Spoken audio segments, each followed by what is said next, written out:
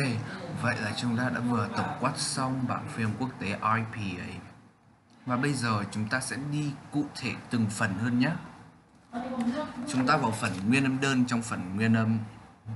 Và theo giáo trình ngày hôm nay mình sẽ dạy cho các bạn, mình sẽ cho các bạn biết được rằng cách phát âm của hai âm O và nhưng mà trước tiên vào bài học thì mình sẽ hướng dẫn cho các bạn biết trước được âm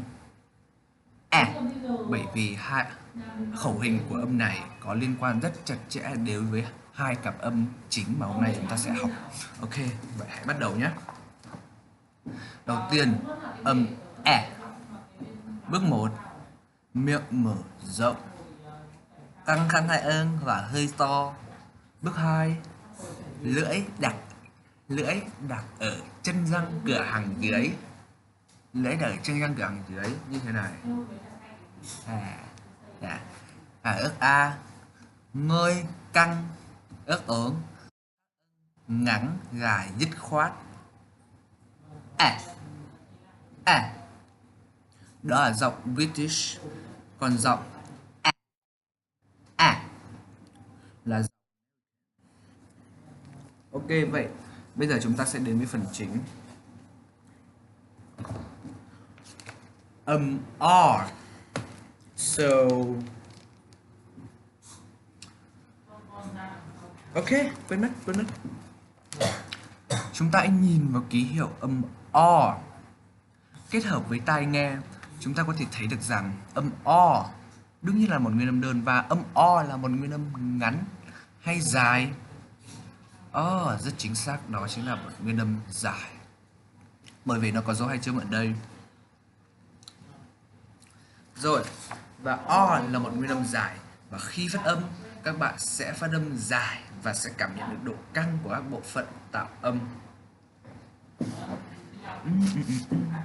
Bây giờ mình sẽ cùng phát âm trước để các bạn hãy nhìn và hãy tuyệt đối không làm theo mình, bởi vì các bạn có rất nhiều thời gian luyện tập sau buổi học này.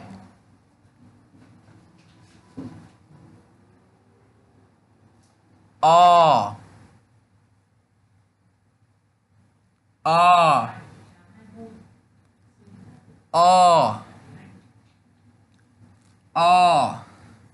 Ok, very good.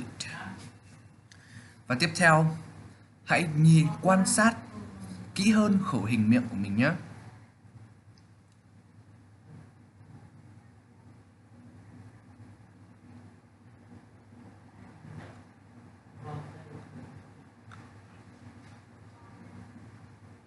Right, very good. Các bạn làm rất tốt. Rồi, bây giờ hãy trả lời mình câu hỏi sau. Vừa rồi, khi phát âm, miệng mình đóng hay mở? Mở siêu to luôn, rất to. Và miệng có mở và liên hệ với khẩu hình miệng của âm thì miệng mở to hơn hay là nhỏ hơn âm có bạn nói có bạn nói không. Và miệng của âm O sẽ to hơn âm như thế này, chuẩn nhé. O và âm chỉ right. Ok. Và các bạn có thấy lưỡi mình thè ra hay là thụt vào không? Phân vân đúng không? Bởi vì lưỡi mình chẳng thè ra cũng chẳng thụt vào cả, lưỡi mình luôn ở trong miệng mình. Rồi. Vậy thì bây giờ chúng ta sẽ cùng phát âm nhé. Sorry, a little bit. Bước 1. Mở miệng to và to đâm Bước 2. Lưỡi sẽ đặt ở vị trí rất thấp. Đây là khẩu hình miệng của âm thì đây sẽ là khẩu hình miệng của âm O. Ước O, ngơ hỏi lòng, ước ớn, hoắc ưng, gài, con. O O. Very good. Vỗ tay. Rồi, bây giờ cả lớp cùng đọc nào. O. Nhóm 1. O. Nhóm 2. O. Bạn Lộc. O. Bạn Lộn. O. Nào, hô. Rất giỏi. Cho cả lớp một tràng vỗ tay. Rồi, và để chúng ta có thể ghi nhớ lâu. Ok, và để cho các bạn có thể ghi nhớ được âm này lâu hơn, chúng ta hãy cùng gắn âm này với hành động nhé. Chụp 4 ngón tay dài lại và cách ngón tay cái một khoảng rộng bằng khẩu hình miệng của âm O. Và khi phát âm thì chúng ta sẽ đưa dần 4 ngón cái tay của chúng ta xuống để thể hiện rằng vị trí lưỡi ở mức thấp. Ok, hãy cùng thực hành theo mình nào. O. O. O. Cả lớp nào. O. Nhóm 1 nào. O. Nhóm 2 nào. O. Bạn Lộn nào. O. Hoan hô, cho lớp một tràng vỗ tay. Rồi, và bây giờ chúng ta sẽ cùng gắn âm này vào trong các từ tiếng Anh cụ thể nhé. Và hãy ghi nhớ rằng tuyệt đối không được thay đổi âm và phải giữ nguyên âm khi phát âm, mặc dù đã gắn với những âm khác. Ok. Car. Car. Car. Far. Far. Far. Rồi, ok, rất giỏi. Và bây giờ chúng ta sẽ chuyển sang âm O. O. O. Và lúc nãy mình có một điều mà chưa nhắc các bạn. Những nguyên âm đơn hoặc là những nguyên âm thì khi phát âm khẩu hình miệng không thay đổi, tức là vị trí lưỡi, môi và hình dạng của miệng sẽ không thay đổi khi các bạn phát âm. Ok, và bây giờ chúng ta sẽ đến với âm O. Âm O là một nguyên âm ngắn. Đúng vậy, bởi vì O đã dài thì O sẽ ngắn. Rồi, bây giờ các bạn hãy cùng nhìn mình phát âm nhé. Và như đã nói, hãy tuyệt đối giữ im lặng. Các bạn còn rất nhiều thời gian để luyện tập sau khi biết được âm này. Ok. O. O. O. Very good. Bây giờ hãy nghe lại, không nghe lại, hãy quan sát lại khẩu hình miệng của mình nhé.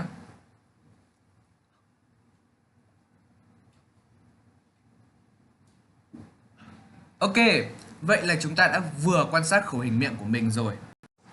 Các bạn hãy cho mình biết khi phát âm miệng mở hay miệng đóng nhỉ? Đúng rồi, miệng mở. Đương nhiên là mở. Và miệng của âm O sẽ mở so với âm E ở đầu bài. E, O thì nhỏ hay là to hơn âm E nhỉ? Chưa chắc à? Ok, vậy thì miệng sẽ mở nhỏ hơn âm E. O, right. Và các bạn có thể đoán được vị trí lưỡi của mình ở đâu không? Đương nhiên là không rồi. Vâng, vị trí lưỡi của mình sẽ cao hơn vị trí lưỡi của âm E một chút. Và lúc này đầu lưỡi sẽ không chạm trên răng cửa hàm dưới nữa và sẽ nâng dần về cuống lưỡi phía sau một chút khi phát âm. Rồi, bây giờ chúng ta hãy cùng phát âm nhé. Bước 1, mở miệng.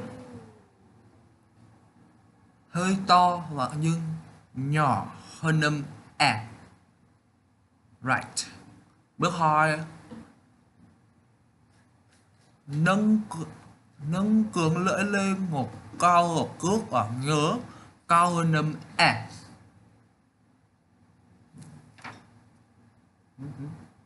Bước A, ngôi hài lòng. Right. Hài lòng. Bước ớn, hót ưng, ngắn là rất khác.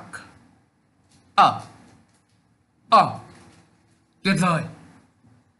Rồi, bây giờ cả lớp cùng đọc nhé. Cả lớp nào? Tổ 1 nào? Nhóm 2? Bạn Lộc nào? Bạn Lộn? Great.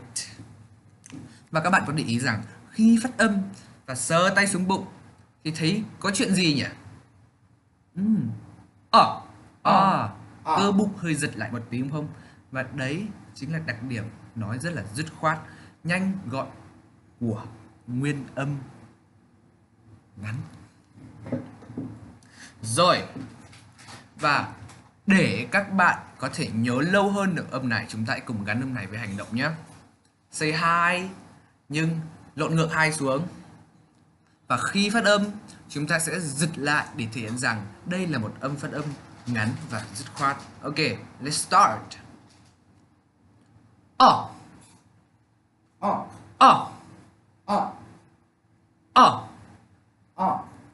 Ok, cả lớp nào?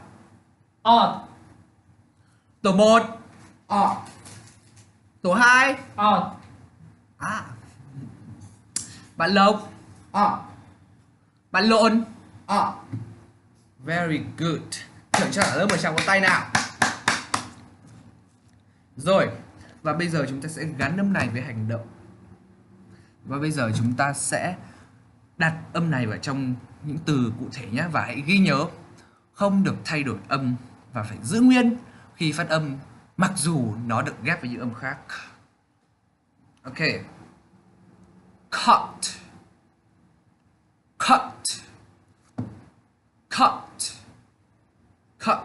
Các bạn có thể làm theo mình hoặc không cũng được. Up.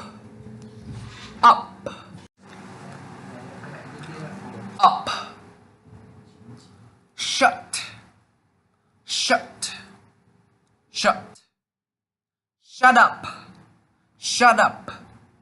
Shut up. Ok, very good. Rồi. Ok. Lớp hãy cùng phát âm nhé. Bla. Rồi, skip. Ok. Và chúng ta đã xong phần học ngày hôm nay. Và để chuẩn bị cho những bài lần sau, bây giờ chúng ta hãy cùng nghe mình phát âm và chú ý khẩu hình miệng của mình nhé, cùng với âm tiết, để về nhà tự tìm hiểu và chuẩn bị cho những bài lần sau nhé. Đầu tiên là âm y dài. Y ngắn. Ê.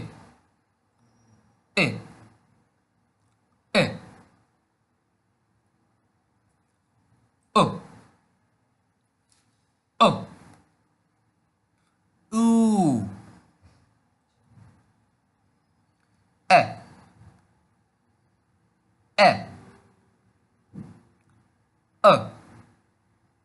Wait. Sorry.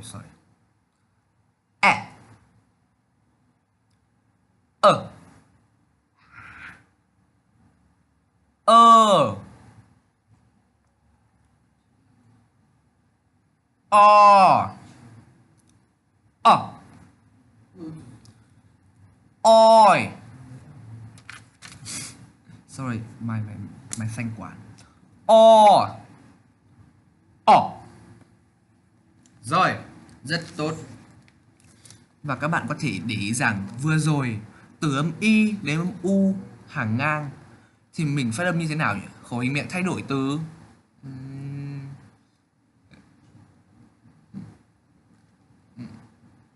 vậy thì có thể thấy rằng từ trái sang phải thì khẩu hình miệng của mình sẽ đúng vậy, từ hẹp đến rộng rồi tròn và tròn dần, đúng không? Rồi, và ở dưới này cũng thế.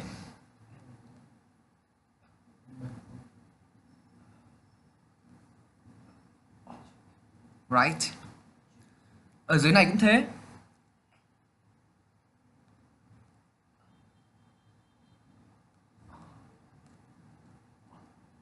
Right.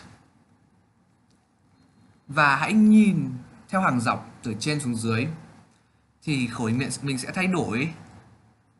Để ý nhé.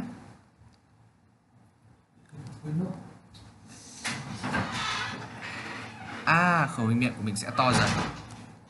Rồi, nhớ hãy về nhà nghiên cứu nhé. Hẹn gặp lại các bạn trong buổi sau.